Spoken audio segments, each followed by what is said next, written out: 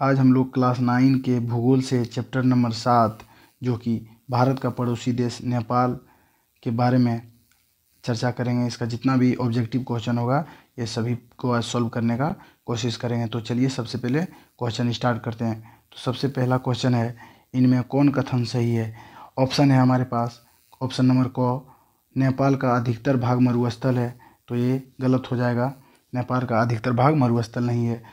ख number option है, नेपाल ऊंचा पठार पर है, तो ये भी गलत हो जाएगा। नेपाल ऊंचा पठार पर नहीं है। तीसरा ऑप्शन है ग नंबर, नेपाल हिमालय की गोद में बसा हुआ है, तो ये इसका सही आंसर हो जाएगा। नेपाल हिमालय की गोद में बसा हुआ है। चौथा ऑप्शन है, नेपाल भूटान से सटा हुआ है, तो ये भी आंसर सही नहीं होगा, क्योंकि नेपाल जो है भूटान से सटा हुआ नहीं है। नेपाल का चौहद्दी है, उत्तर में तिब्बत, दक्षिण में उत्तर प्रदेश या फिर बिहार, पूर्व में सिक्किम एवं पश्चिम बंगाल, पश्चिम में उत्तराखंड है, तो भूटान से किसी भी दिशा में सटा हुआ नहीं है। आगे बढ़ते हैं क्वेश्चन नंबर 2। तो क्वेश्चन नंबर 2 है, एवरेस्ट क्या है। एवरेस्ट जो है वो क्या है। तो ऑप्शन क है, नेपाल की एक नदी। ऑप्शन ख है, नेपाल में हिमालय की एक चोटी। ऑप्शन ग है, नेपाल में सोने की एक खान। ऑप्शन घ है, नेपाल का एक पहाड़ी। तो इसका सही आंसर हो जाएगा, नेपाल में हिमालय की एक चोटी को एवरेस्ट कहा जाता है। आगे बढ़ते हैं क्वेश्चन नंबर 3। तो क्वेश्चन नंबर 3 में है, मकालू क्या है। मकालू क्या है। इसका ऑप्शन है ऑप्शन नंबर क, हिमालय का एक उच्च शिखर। ऑप्शन ख, नेपाल का एक खाद्यान्न। ऑप्शन ग, एक महत्वपूर्ण वृक्ष। ऑप्शन घ, एक वन्य प्राणी।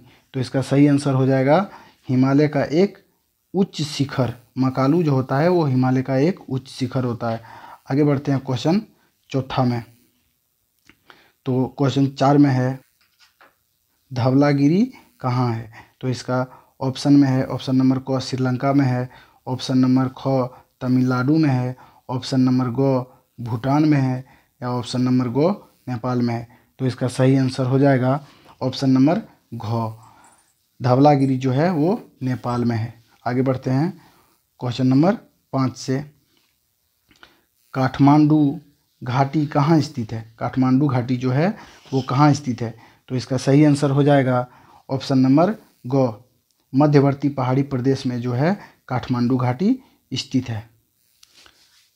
अगला क्वेश्चन है क्वेश्चन नंबर 6, इनमें कौन नेपाल की नदी नहीं है। यहाँ देखने वाली बात है कि इनमें से 3 को जो है वो नेपाल की नदी होगी, एक नेपाल की नदी नहीं होगी। इसको चुन के और अलग करना है।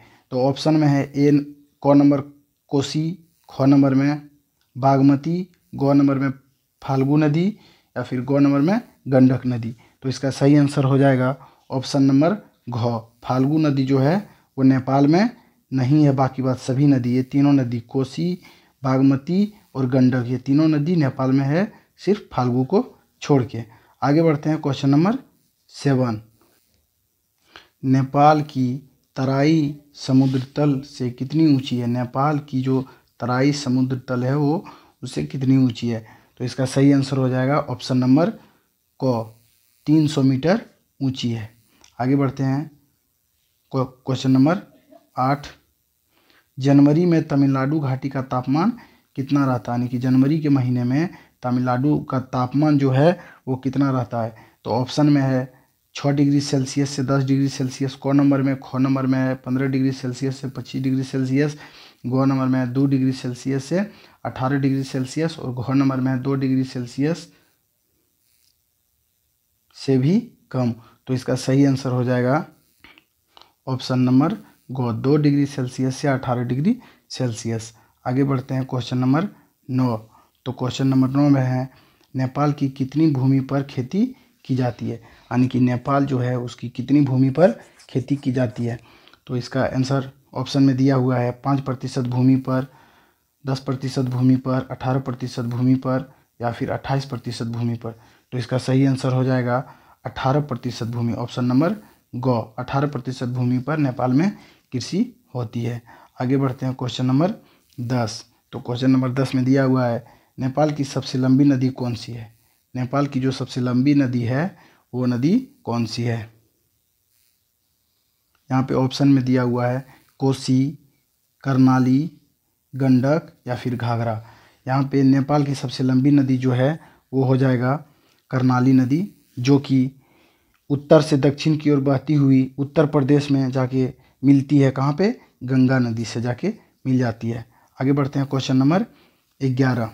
तो क्वेश्चन नंबर 11 में दिया हुआ है कि नेपाल का सबसे विकसित उद्योग कौन सा है? नेपाल का सबसे विकसित उद्योग कौन सा है? तो इसका सही ऑप्शन में दिया हुआ है कि क नंबर में तांबा, ख नंबर में सूती कपड़ा, ग नंबर में कुटीर उद्योग, घ नंबर में पर्यटन उद्योग। तो इसका सही आंसर हो जाएगा नेपाल का सबसे विकसित उद्योग जो है वो पर्यटन उद्योग है। यहाँ पे बहुत सारे देखने योग्य दार्शनिक क्या कहते हैं मंदिर उंदिर, ये बहुत ही सारा है नेपाल में, और इसे देवताओं का भूमि भी कहा जाता है नेपाल को।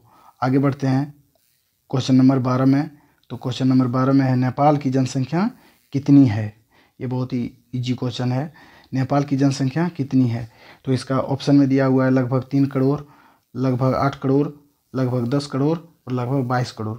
तो इसका सही आंसर हो जाएगा लगभग 3 करोड़। नेपाल की जनसंख्या जो है लगभग 3 करोड़ है। तो आप लोगों को मेरा वीडियो कैसा लगा ये कमेंट में ज़रूर बताएं, और अगर अच्छा लगा होगा तो एक लाइक कर दें और मेरा चैनल को सब्सक्राइब कर लें, ताकि इसी तरह का इंटरेस्टिंग वीडियो अगर मैं डालूं तो सबसे पहले आप तक पहुंचे। जय हिंद, जय भारत।